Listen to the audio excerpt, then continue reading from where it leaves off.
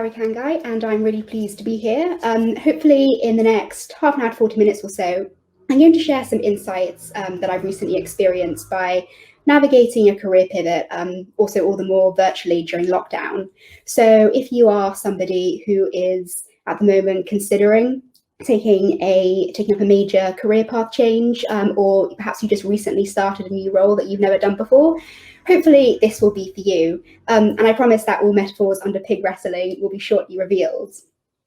Okay, so about the year before last was all about pigs, all but randomness for me. So it was the year of the pig, according to the lunar calendar. I just joined Moonpig, the card and gifts online retailer. And also, interestingly, one of my best friends had just gone through a career pivot of her own from accounting to animal care. So this is one of the very cute piglets that I sometimes received a picture of. So I also then came across this concept called pig wrestling, which would be of help to me kind of in the kind of coming times with going through a career pivot. So I'm going to explain and reveal what this is all about. But firstly, to get ourselves kind of into the mindset for the next half an hour or so, I want to take a brief recap of fables. It's something which we learn a lot about. We read them, we hear them when we're children, but very seldom do we come across them when we're adults. And pig wrestling is on the premise of a fable. So on the lines of Just So Stories, Aesop's fables, if you remember them. So we'll do a little quick tour down memory lane just to recap your memory. An absolute classic, The Boy Who Cried Wolf, was about don't tell a lie, otherwise then when you do tell the truth, no one will believe you. The Hare and the Tortoise, about sometimes being slow and steady can actually lead to success rather than being quick and careless, as the hare did in the race, and he fell asleep because he was so arrogant and complacent that he was going to win it. The Fox and the Hedgehog, along similar lines. Sometimes it can be actually better to be great at one big thing rather than good at lots of things, like the fox. Lion and the Mouse, about how no kind deed is too small, and the mouse saved the lion by gnawing a hole in the net that it's been caught in. The King and the Seagull is a Chinese fable about a king who adores the seagull, takes it home with it, and gives it everything that it loves, the same food, the same kind of place to stay in the palace. And the seagull dies because he doesn't thrive in that environment. And it's about how sometimes love is actually selfishness, not true love. Does anyone remember the stories of the Arabian Nights? So the fable here was about how true wealth comes from within, not material things that you own, which Aladdin finds out when eventually his wonderful magic lamp runs out. So the beautiful thing about fables is that, yes, they are poignant, but also they transcend a lot of cultures. So we come across them. There are African folklore fables. All sorts of cultures have them, so pretty well known. But what constitutes a fable? Typically a short story. They've got characters that are symbolic of certain qualities or vices. The animal characters are personified as humans. They come with a lesson, and sometimes to extra highlight the foolishness of us humans, they have some humor in them. So, on to pig wrestling. What is this all about? So, in the 19th century, there was a very, very famous Irish playwright called George Bernard Shaw. And he said, famously, "I learned long ago never to wrestle with pigs. You both get dirty, and besides, the pig likes it." So, you can probably tell that there's a clue here that the pig is a metaphor for something. And when we talk about a pig, we're talking about something like this. Key picture of Trump. A pig is essentially a problem. It's an insurmountable problem, the kind where you feel like you've been trying all sorts of things, but you're not really getting any results from it. It's emotionally draining. You think it will never, ever be solved. So, pig wrestling is like a mental model framework for problem solving, which was written into a book by two psychologists, Pete Lindsay and Mark Bowden, which I came across. And I, in some parts, was able to tangibly apply this to the challenge that I had of navigating my own career change into product and engineering. quite recently. So I hope you're ready for us to dive in. I want to talk through a scene, which I want you to imagine in your head first. So imagine yourself in a field at the foot of a hill. At the top of the hill is a fenced pig pen, a bit like a wrestling ring. You climb the hill to take a closer look at this pen. You even place one foot on the bottom rung of the fence and you lean over close. Inside the pen is a huge pig. It's stuck and caked in the mud. Then you notice there's something particularly strange about this pig. Its head is sticking through an old wooden picture frame, which is wedged tightly around the pig's head. It looks really uncomfortable, but also at the same time, it doesn't seem to mind. You then glance around the pen and notice some more things. To your left is a red bucket filled with soapy water and a large sponge. And then over on the left is also a feeding trough with the words emblazoned, "Made in Hanoi." Now, over on the right, you have a glistening crystal ball upon the fence, and within the pen, there are some gleaming gold nuggets. The pig seems like it's trying to turn round to reach these nuggets, but it can't, because not only is it stuck in the mud, it has two bright pink bungee cords, which are literally pinning it in place. So this is proper weird. Now, in front of you, when you put your feet back onto the ground, you actually stumble across something beneath your feet. So you look and you can see a children's Spot the Difference book. You make a once over around the pen again for extra measure, and you notice a green recycling bin. And then finally, you see a bright yellow warning sign, and this strikes you as particularly important. So what I've just described is a scene which looks somehow like this. Now, the pen, the pig pen, is supposed to act as a memory device, just like a fable. So when we confront a problem, the first thing to do is actually step way back and think, is this actually a problem for me? If it isn't, then great, upon second thoughts. If it is, then I guess we'll have to dive in. So the first thing we saw on the left was a red bucket with soapy water and sponge. Now, this is all about how you can't really see the wood for the trees. There's assumptions clouding a problem, possibly, which means that either we're solving the wrong problem or a non-existent problem. So if we think about a major kind of event in society that we kind of all know of, and major assumptions that were laid there, say take the financial crisis of 2008, and there were massive assumptions made about this. Nobody thought that bank lenders could be acting so irrationally, and that made it hard to get to the bottom of what this crisis was about. So similarly, the situation that I found myself in was I was wanting to break into a role that I had never done before. So of course I had a wave of assumptions come over me, like, can I even apply for these roles? So problem cleaning is about avoid labeling a situation based on the assumptions. To give a bit of context, I began my career with an academic background in geography, and I joined Ordnance Survey, originally with a plan to do digital mapping, and then things took a bit of a turn and I joined their venture arm, Geovation, and that was working with geospatial-based startup teams. And then after that, I went to work for a Southwest-based venture initiative called Exeter Velocities. So that was working similarly in the startup VC world, and my role was a program manager. And we'd be working with these early startup teams on a whole spectrum of things, right from investment readiness and legals through to marketing and helping them refine their product propositions. And it was the product part that I then discovered that I loved the most and I wanted to double down on.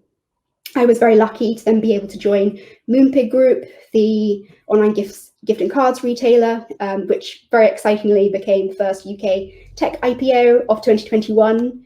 And then I pursued engineering, and I recently joined the BBC at the end of 2020 as an associate software engineer. And this was a specific role sponsored under a relatively new initiative by the BBC to support women who want to transition or return to work in the tech industry. And they've been given a lot of free training. And so as well as my own self-taught learning, this equipped me to be able to apply for this kind of role very gratefully. So backtracking to wanting to pivot into product management, that was first, and then since engineering, I had to go through this process of avoiding my assumptions. I had spoken to quite a few people kind of in this space, like talking to existing product managers, like, is this actually feasible? Can I do this? And there seemed to be a strong consensus that actually a lot of product people don't initially start in product. They've done something before, which means that this is a path which is supposedly well trodden, pivoting. So the problem then became not can I, but more how can I actually translate and make sense of all of my previous experience to be able to communicate that I can do the role and the kind of value that I can bring with it. But explaining this transition and kind of how I got to wanting to double down into product and having honestly explaining that with who I was interviewing with massively helped. But I also want to say that reading books when I was going through this process actually massively helped, in spite of it not being, of course, hands-on experience. It helped fill in the gaps in my knowledge of what I thought the product was about. What I found very helpful, going back to this kind of like web of experience and just not really sure about how to make sense of it, what helped was drawing parallels with product management. So that we'd be working with early startup teams, and as a program manager, you care about your startups, your customers, and you're trying to build something that works and serves them, and you're constantly iterating that, and you have a vision. There's so many parallels that you can draw with product, as well as the kind of limited experience actually working hands-on with that product. So that helped, seeing yourself as like a pseudo product owner in what I'd done before.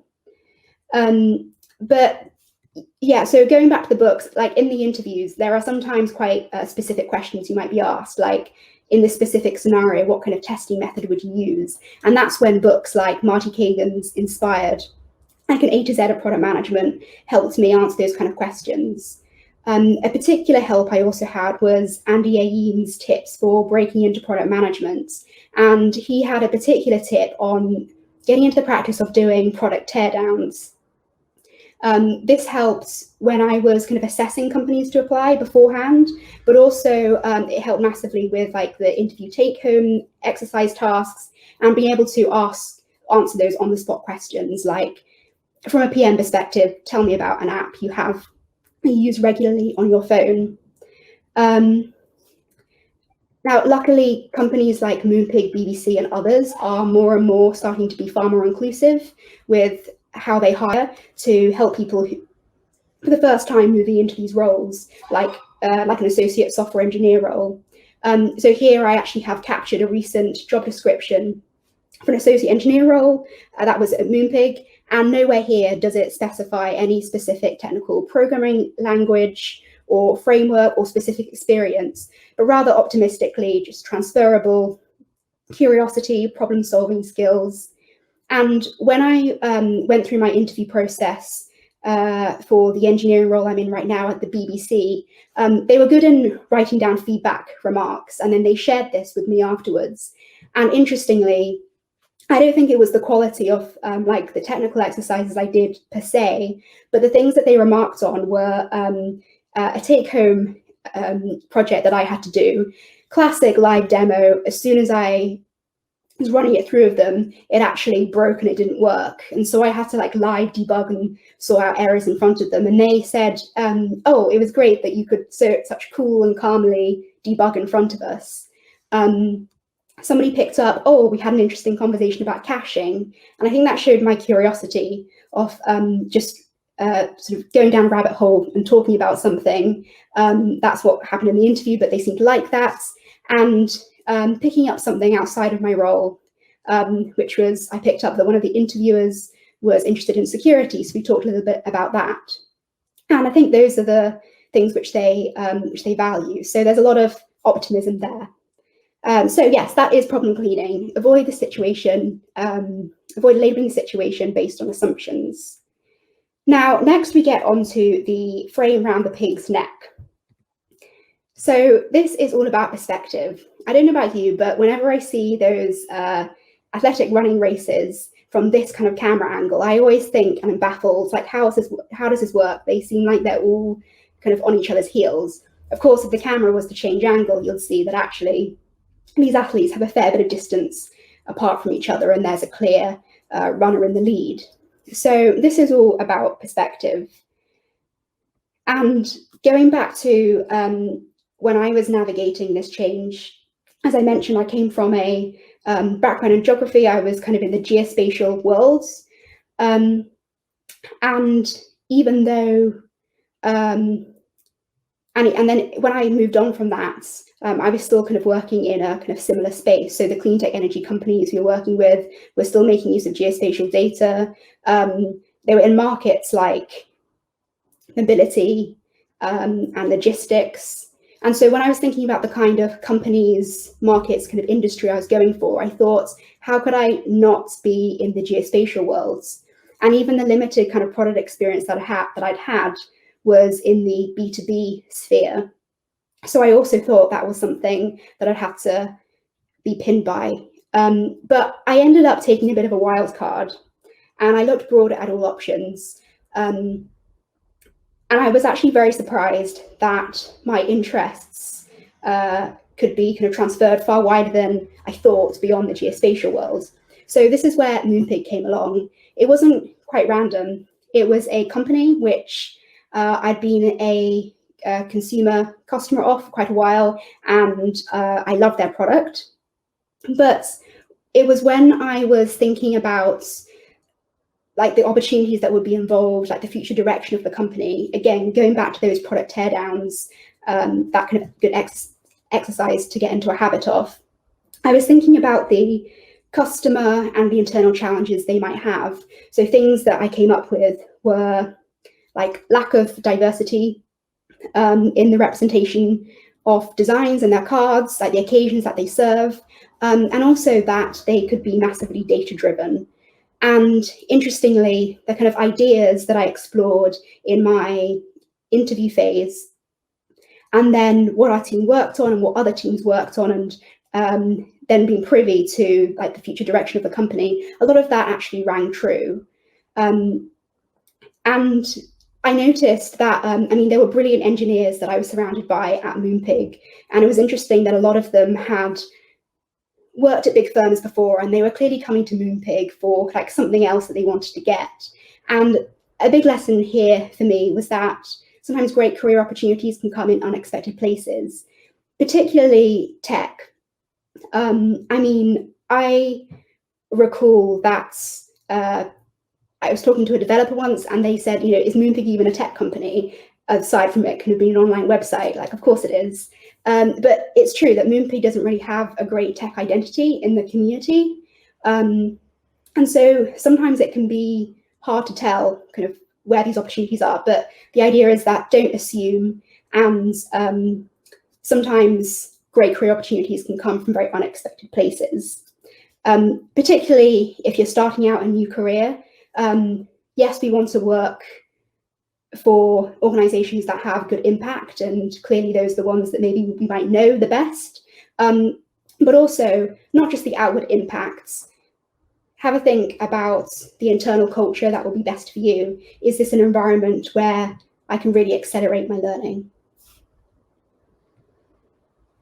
Oh, so I put a little note here, and this is a little thing that we used to do, a little exercise we used to do in our retrospectives, which helped us change the frame. And it was this idea of tweet the last 2 weeks. So on a physical post-it or in a virtual world on your virtual whiteboard, thinking about the last week or 2 weeks or whatever your sprint period is, like how would you tweet that, like in real life? And it's amazing that even if you think you've had a terrible past week and it's just been challenge after challenge after challenge, there are actually positive things that can come out of it that you remember only when you necessarily do this exercise. So that's something which can help change the frame.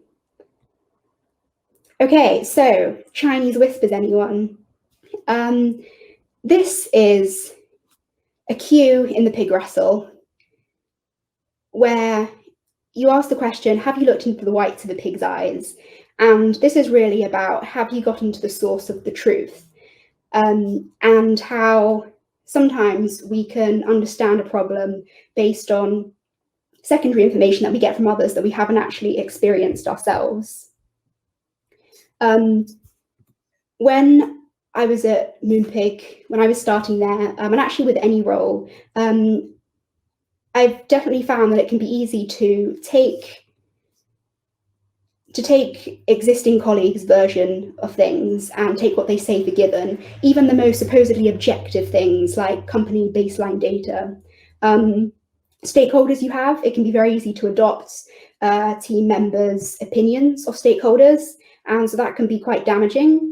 So a lesson for me was about not listening to that. Yes, it can be helpful in parts, but also see for yourself. But in the case of data, that's exactly what I found. So it can be also easy to look at data insights and hear what other people say about, this is what our company does, these are our kind of customer segments, etc., and you're more interested in like, okay, the data above that. But sometimes it can be the basic data, which is good to relook at, particularly when you're starting a new role. So I was in a situation where we were doing a problem workshop and an idea had come out which was addressing a problem. And whilst it was addressing a problem, it was kind of shunned because it wasn't really on par with how we'd been doing things already. And all the more, it was actually only going to be catering for a very small user group.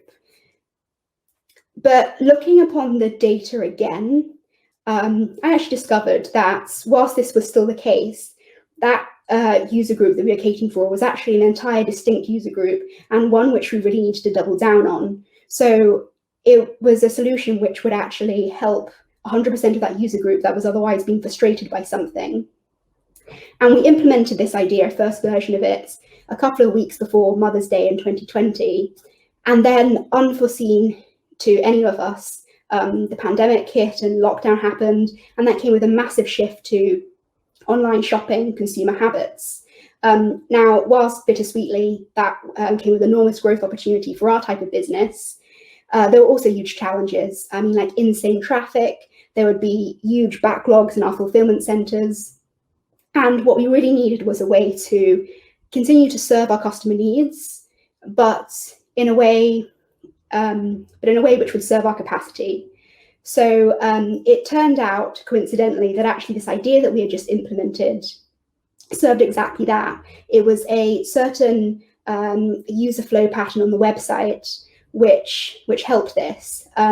Depending on whether you shopped buying a card and then attaching a gift next, or a card standalone and then maybe attached a gift later, it actually changed what fulfillment center, what factory the customer's order was fulfilled in.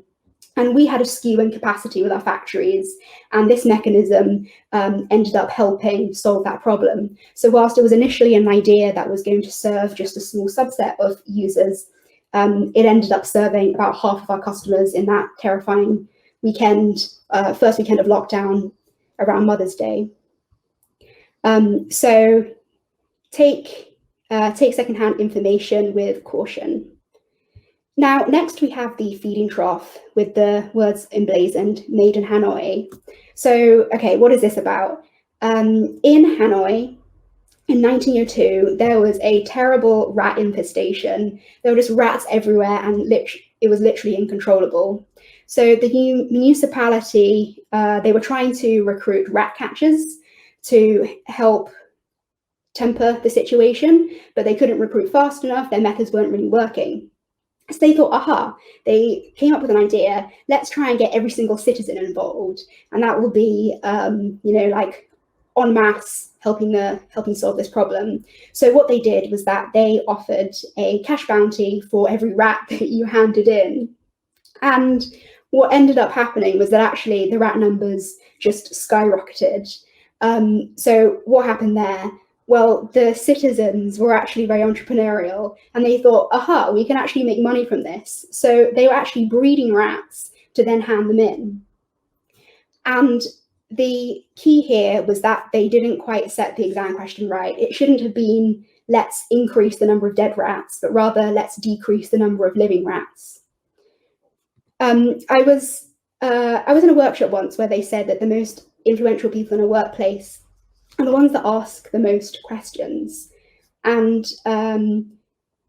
going back to like the startup world that I was in, it was amazing that asking those early questions, like when you're doing user research, you're refining what your business proposition is about, it can be actually really hard to get to the right question. It's quite a skill, and it was amazing that people who are experts in their fields could get just asking the right question quite wrong and really hard. And going back to kind of on the lines of what I was talking about before about questioning data, I was in a situation where I was in a team where one of our key targets was to increase a certain metric by 1% or so, and continue to do that kind of like every half year after half year. And it felt like, well, what's the saturation points? Like, what are we working with here? I was very lucky to have one-on-one time with our chief product officer at the time, and we were discussing this. And then a question came up, and we were wondering, well, actually, what is the whole opportunity size here? And so that then led on to doing some research about trying to answer that question. What is the opportunity size? And follow-up questions, like what are the top problems that our customers have right now that if we were to solve were to move the needle? And that was like a real awakening question, and it came up with very solid, kind of tangible clues about what we needed to do. And then later that really helped the executive leadership team with helping to map realistically the future growth opportunities of Moonpig. Well, it contributed to it. It wasn't, the be all, but that was powerful. And I definitely found that at the beginning of starting new roles, rather than necessarily diving in, but like asking questions and getting to the bottom of things, don't assume that these questions have already been answered. It can actually be extremely, extremely helpful. Recently in my role, a few months in, being a developer, I'll be pair programming with senior engineers. And even though I'm not very competent at all in the technology that we're doing or the approach that we're using, I was surprised. I was hesitant at first, but I became more and more surprised about how questions we ask can actually be helpful to even people who are experts. So with other junior, recently pivoted engineers at the BBC, we were discussing this about how something which we can bring is just like asking questions and it helping more experienced engineers explain things in a different way, help them to better understand and distill it themselves. So never underestimate the power of questions. Okay, now we get on to the interesting part. So we've got the golden nuggets and we've got the pig, which is bound by bungee cords. So cue happy pig picture. This is about how sometimes problems don't actually occur all the time. They occur at certain times, and it's about noticing when the problem doesn't occur. So this is where the Spot the Difference book comes in. Can we spot the difference between when a problem occurs and when it doesn't? What is the contextual difference? Going to make a geography parallel analogy here. This is a map of 19th century London when there was that cholera outbreak in Soho. And you may know of John Snow, the epidemiologist, who looked at this map and through kind of process of elimination, deduction, figured out all these cholera cases are around this particular area only, and ended up leading that down to the particular water pump where the cholera was stemming from. Hate to make a Harry Potter reference, but this also helps to illustrate this point. Like Harry's scar only hurts some of the time when Lord Voldemort was around. So when I was first starting my role, this was when I was a product manager, and I felt like I hadn't really quite settled into my role. I didn't really have quite a firm footing. I noticed that I felt far better when I was engaged with things outside of my team and outside of the product group. And so I made a conscious effort to do more of this. Like I got involved with our Inspiring Women committee, which was fantastic to meet other women around the business from the commercial side that I wouldn't have otherwise. I was in quite like a male-dominated product team, which actually, props to the company, ended up becoming almost like a 50-50 split kind of a year down the line. But that was fantastic. And currently now, like at BBC, having coffees with other engineers from more diverse backgrounds. I just love that. And like I said before, I was surrounded by fantastic product people in my product team, but sometimes there were certain approaches which they would advocate and they would kind of advise, which were great, but they just wouldn't quite sit for me. And sometimes you can find that what works for one doesn't necessarily work for other, particularly when you're one of the few women in a male-dominated team. So what I did was I sought a mentor elsewhere in the business. And this ended up being a fantastic product leader from a different division in the company. And it was great to hear her take on like alternative product leadership approaches, which I felt resonated far better for me. Right, so onto the crystal ball. So I'm going to go back to another fable, and this is about the dog with the bone, a dog who's really hungry. He comes across a bone and he's very happy, but then he comes across what he doesn't know is his reflection. He thinks it's another dog with a bone and it wants it too. And so it drops the bone from its mouth in an approach to reach the other bone. And of course, then he loses the bone. And also that other dog didn't exist. It was just a reflection. So like when we're building software and in products, we have this notion of scope creep. And what is done, and there are different versions of done. So the crystal ball in the pig wrestle pen is a cue for when do you know if something is solved, and it being great to split out the nice to haves over the need to haves. Of course, it can be easy to want the entire problem to be solved, like in its whole entirety, going from 0 to 1, but sometimes that isn't quite realistic. And when I joined the BBC, a great tip that other engineers gave me was this idea of tracking where you are and what you can do now, like in a comfort zone, and then what you are hoping to do next, like in the stretch zone, and then future. Because of course, when we are in a situation, perhaps we're in it for the first time, a lot of us naturally go through the Fisher transition curve. So we might start off on a high, like, oh, this is great, I can do this. And then you kind of fall down and you think, oh my goodness, this is so much bigger than me. And you almost reach a point of despair, and then like you pick yourself up. And so particularly with a problem which seems so insurmountable, it can be helpful to break down, like, when is it done? When is this problem solved? Another little thing which we used to do in our retrospectives was this question of what would make the next week perfect 10 out of 10. Now, this seems to go against what I've just said about not focusing so much on the nice to haves, but it was a great, really helpful exercise in that you'll be using your virtual whiteboard and post-it noting all sorts of things that would make the next week perfect. Say, particularly in the Moonpig e-commerce world, it was just absolutely relentless, and there were so many things like the Fisher transition curve, very easy to be overwhelmed, that we need all of this to go right. But once we had got all of our post-its down, what would make the next week perfect, we then did a 3-dot vote exercise on like our top 3. And then we ended up focusing on just 1 or 2 that if we can get these right, like, we'll be happy. So that was a great way of distilling down what we were after. Now this is the recycling bin. So there's an ancient temple and some age-old kind of wise advice, which translates to the phrase, nothing in excess is good. This is quite a peculiar one in the pig wrestle framework because it is alluding to a situation which can be quite difficult to gauge, but about how sometimes problems are good things which are expressed or manifested in the wrong way. So perhaps think about a person who you might be having a problem with, and if you think about what it is that is causing that problem, if you flip it around, there actually could be a really good quality underneath that. If we go back to the fable about the king and the seagull, I mean, he was trying to be kind to the seagull, like he adored it, but kind of in the wrong way.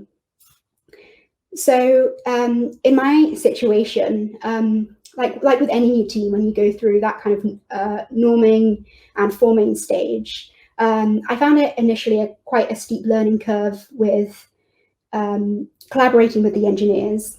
And there were times when it was acutely challenging, when the team would confront lots of things in ceremonies, like our refinement ceremonies, to the point where I was almost thinking this is perhaps unhealthy or disruptive, could have been done in more polite and balanced ways. But actually, under the hood, it was one of the best things for our team. So it was, unbeknown to me at the time, a start of a shift to a different way of working, more under extreme programming. Now, I was fascinated and quite open to this, sort of being new to this kind of product worlds for starters, but people surrounding me were actually very doubtful. And so I then had the challenge of safeguarding the team from the higher powers above. Like, there was a lot of patience and tolerance that was needed in figuring out whether this would work. But it turned out to be one of the best things for our team. So we experimented with this and we holed it out whether it could work, and it simply brought amazing benefits, and we really thrived as a team. We had a lot more solid team trust, transparency, and this really helped when the pandemic hit, particularly in the early months. There were a lot of tough challenges that we faced early on. The team were just stronger than ever to deal with it, particularly through extreme programming way of working, where they would be mobbing together on tickets. They learned so much out of this. It was amazing how many skills that they got from this, as well as it just became far more enjoyable working this way as a team. And so this massively helped to outweigh, or at least remedy, when we sometimes had colossal setbacks during a very strange period in the early pandemic. So it could have been easy to have swept this under the carpet and try and remedy the situation as a problem to be gotten rid of. So the pig wrestle lesson here is really to be perceptive sometimes that so seemingly rising problems can actually have interesting, positive, even lucrative, good benefits beneath them. And finally, we have the yellow warning sign. If you go onto the RSPC website, it comes up with this very funny section in its FAQ page, I think, which essentially advises you not to take a pet home and treat it as a pet. And this is exactly the lesson here. Pigs aren't pets, so don't take problems home with you. Of course, this is far easier said than done. Like, problems can definitely get to us, particularly really big, grave problems. I can't claim that this will help with all situations, but in the context of getting used to a new team, a new company, a new role, and a new career and industry, people can often be the biggest problem in these cases. And a turning point for me was an interesting workshop that I went to on Luminous Spark. It's a professional framework which assesses your kind of psychometric characteristics and assigns that to a color. Now, whilst I'm not really a fan of pigeonholing ourselves into boxes like, are you an introvert, are you an extrovert, I found this helpful in people who I would be collaborating with, who had very different approaches, and you'd kind of think, oh, I wish they would act differently. It just helped me understand more that, people can be different colors, and it enabled me to be far more empathetic and just sort of roll and play to that. Like, am I dealing with a red person or a blue person? Not quite as simplistic as that, but it just simply helped me not take people problems, at least, too seriously. So that is a whistle-stop tour for how to never wrestle with a pig or a career pivot. I hope it's been helpful. Of course, life isn't a textbook, and actually, I can't admit that in all scenarios I directly applied this. Some I did consciously think of, but others in hindsight, I thought, actually, I didn't necessarily do this, but I could have come to a solution quicker had I looked through this certain frame. So best of luck to you all. I hope this has been helpful. And thanks very much again to the Techno team for having me.